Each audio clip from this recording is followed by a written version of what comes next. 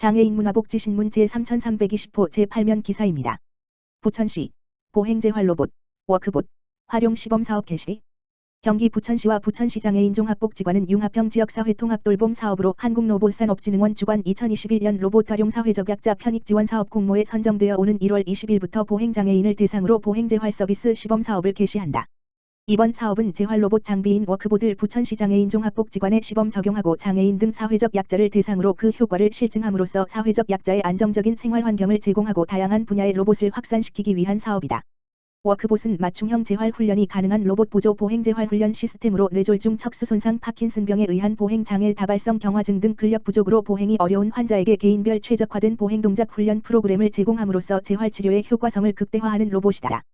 특히 장애인의 키, 다리, 관절의 위치, 몸무게에 맞춰 자연스러운 보행을 유도하고 자동 보행 속도 조절 기능, 보행 패턴 조절 기능, 3D 증강현실 등을 제공하여 안전하고 재미있는 재활 훈련 서비스를 제공한다. 부천시 장애인 종합복지관은 지난해 공모사업에 선정된 이후 로봇 치료실 리모델링, 전문 로봇 치료사 채용 및 교육 등 대상자들에게 최선의 서비스를 제공하기 위한 준비를 마쳤으며 올해 3월까지 3개월간 시범사업을 추진한 이후 4월부터 본격적으로 로봇 재활 서비스를 시행할 계획으로 지역 내 경제적 어려움으로 치료를 받지 못하고 있는 지체 뇌병변 장애인 등을 대상으로 보행 재활 로봇 서비스 제공할 계획이다. 장덕천 부천시장은 융합형 지역사회 통합돌봄 사업으로 장애인에게 재활 로봇인 워크봇을 보급하고 있는 바 취약계층 장애인이 경제적 어려움으로 적기에 재활치료를 받지 못하는 일이 없도록 노력하겠으며 수요자 입장에서 불편함 없이 이용할 수 있도록 필요한 기능을 로봇에 반영하여 사업의 효과가 극대화되도록 다각도로 노력하겠다고 밝혔다.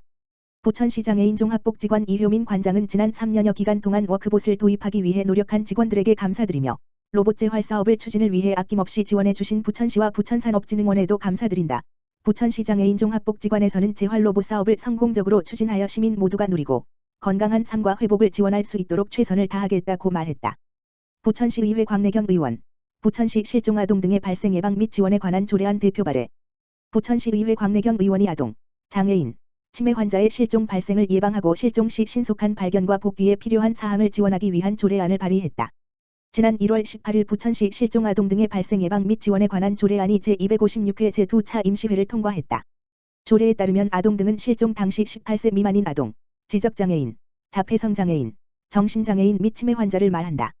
총 8개의 조문으로 구성된 조례안은 시장의 책무로 아동 등의 실종 발생 예방 및 지원에 필요한 제도와 여건을 조성하고 실종 아동 등 발생 시 조속한 발견과 복귀에 필요한 지원 정책을 수립하도록 규정하고 있다. 또한 매년 계획을 수립하고 지원 사업을 시행하며 체계적인 사업 추진을 위해 교육청, 경찰서 등 관련 기관 단체 등과 유기적인 협력 체계를 구축하도록 했다. 광내경 의원은 2005년에 실종아동 등의 보호 및 지원에 관한 법률이 시행되어 정부 차원에서 실종아동 등의 발생을 예방하기 위한 노력이 이루어지고 있지만 경찰청에서 발표한 최근 5년간 실종아동 등 신고 접수가 전국 한 해 평균 4만여 건이고 우리 시는 매년 늘어나고 있는 것으로 나타났다면서 실종에 취약한 아동, 장애인과 치매 환자의 실종을 줄이고 실종이 발생한 경우 경찰서 등과 협력 체계를 즉각 구동하여 실종자를 조기에 발견할 수 있도록 시 차원의 실질적인 지원이 이루어지기를 바라는 마음에서 이 조례를 발의하게 되었다고 밝혔다. 또 광내경 의원은 본 조례가 실효성 있게 시행되어 실종자와 가족의 고통과 피해가 줄어들기를 진심으로 바란다고 덧붙였다. 부천시 소상공인 부천시 선별검사소 희망나눔 진행. 부천시 소상공인연합회 회장 신방식과 햇살상인협동조합 이사장 장원준, 순수덮밥 DH푸드 대표 임민수, 사회적 협동조합 건강한 세상 이사장 김지민 등 부천 지역 소상공인들의 작은 손길이 쇠밑을 따뜻한 온기로 밝히고 있어 화제를 모으고 있다. 지난 2021년 12월부터 시작된 부천시 선별검사소 희망나눔은 부천시 소상공인연합회를 중심으로 지역의 소상공인들이 십시일반 힘을 모아 격무에 시달리는 코로나 선별검사소 종사자분들을 위로하고 간식과 선물을 나누는 봉사활동이다. 특히 올해부터는 부천시 노점상 협동조합인 햇살상인협동조합에서 판매 중인 음식들에 덧붙여 지역 소상공인들이 만든 제품과 기금, 자원봉사 등이 어우러져 참여 업체와 인력이 늘어나고 있는 상황이다. 희망나눔 봉사를 주도하고 있는 신방식 부천시 소상공인연합회 회장은 작년에 이어 올해도 매달 빠짐없이 봉사를 진행할 계획이라며 작은 정성이라도 지역의 소상공인들이 선한 영향력을 행사할 수 있는 다양한 기회를 만들겠다고 밝혔다. 수원시 지역사회 서비스 투자사업 이용자 모집. 수원시가 26일부터 2월 11일까지 2022년 지역사회 서비스 투자사업 전자바우처 지원 이용자를 모집한다.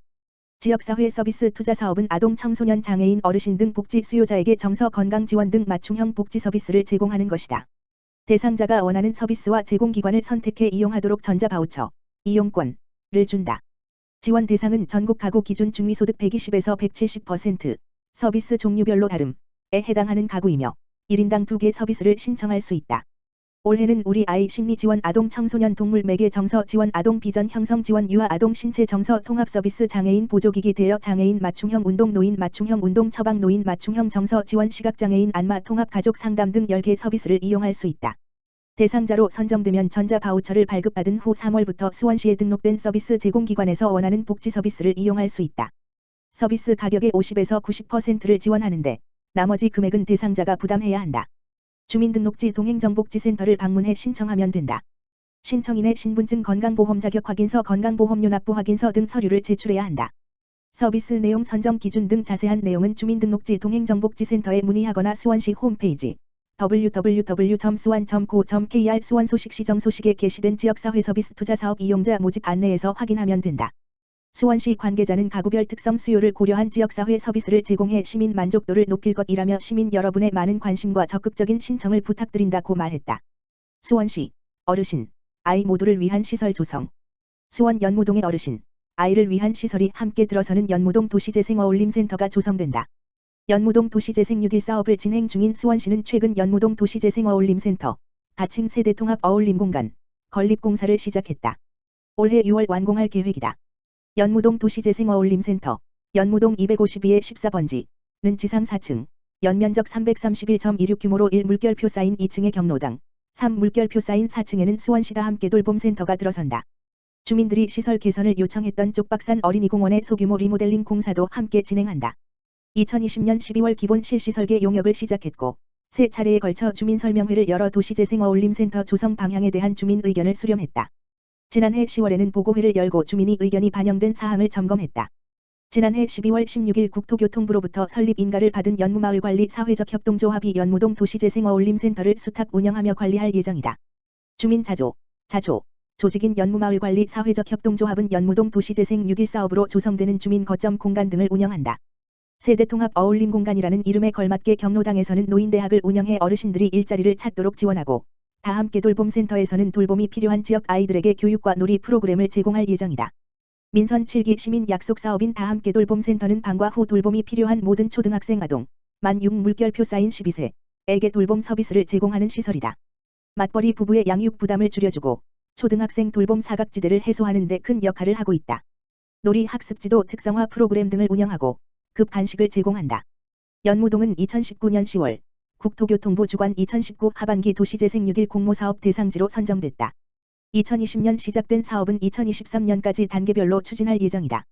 어울림센터 조성, 마을정비 사업, 스마트 인프라 구축 사업 등을 추진하고 있고, 도시재생 현장지원센터에서 주민이 주도하는 다양한 역량 강화 프로그램을 운영한다. 수원시 관계자는 연무동은 다양한 사회복지시설과 좋은 자연환경을 지니고 있지만, 노후주거지가 쇠퇴하면서 지역의 활력이 줄어들고 있다며 도시재생어울림센터가 마을의 활력소이자 주민들의 거점으로 자리매김할 것이라고 기대했다. 이어 주민들의 기대와 노력에 부응하는 주거지 도시재생 거점을 신속하게 조성하겠다고 덧붙였다. 수원시 수원교육지원청, 더 나은 교육환경 만들기 위해 힘 모은다. 수원시와 수원교육지원청이 학교사회복지사업과 2022년 수원혁신교육지구의 안정적 운영을 위해 힘을 모으기로 했다. 두 기관은 19일 수원시청 상황실에서 업무 협약을 체결하고, 적극적인 협력을 약속했다. 수원시는 학교사회복지사업의 안정적 운영을 위한 예산을 지원하고, 수원교육지원청은 사업이 안정적으로 운영되도록 지원한다. 수원시와 수원교육지원청은 또 학교사회복지사업의 안정적 운영을 위한 제도화 노력 학대 방임 학생 조기 발굴, 시스템 구축 운영 지자체와 연계해 무단결석 학생 점검 교육복지 대상자 관리 효율화를 위한 관련 기관 간 통합지원 활성화 수원 여건에 맞는 수원형 교육복지 정착을 위한 프로그램 발굴 지원에 협력하기로 했다. 2011년 시작된 수원시 학교사회복지 사업은 학교에 사회복지사를 배치해 학생들에게 상담, 멘토링, 집단활동, 예방교육 등 사회복지 서비스를 제공하는 교육복지 사업이다. 학교사회복지사는 교사 부모 상담, 가정방문, 지역사회복지 서비스 연계 지원 등 활동을 한다. 2011년 내 개교에서 학교사회복지 사업을 시작했고, 2015년부터 56개 초, 중, 고 등 특수학교에서 진행하고 있다. 두 기관은 염태영 시장과 이재정 경기도 교육감이 지난해 2월 체결한 혁신교육지구 시즌3 사업 업무 협약에 따른 2022년 부속 합의도 체결했다. 두 기관은 2022년 수원혁신교육지구 세부 사업으로 수원혁신교육포럼 수원특례시 마을교육 프로그램 마을과 함께하는 학교교육 공동체 학교 특성화 프로그램 인성함양 프로그램 등 20개 사업을 정하고 적극적으로 협력해 추진하기로 했다. 혁신교육지구는 학교와 지역사회가 적극적으로 소통하고 협력하는 지역교육 공동체를 만들기 위해 경기도교육청과 지자체가 공동으로 교육 자원을 발굴하고 학교와 연계한 지역 특색 교육을 하는 지역이다. 수원시와 경기도교육청은 협약에 따라 2026년 2월까지 혁신교육지구 사업을 추진한다.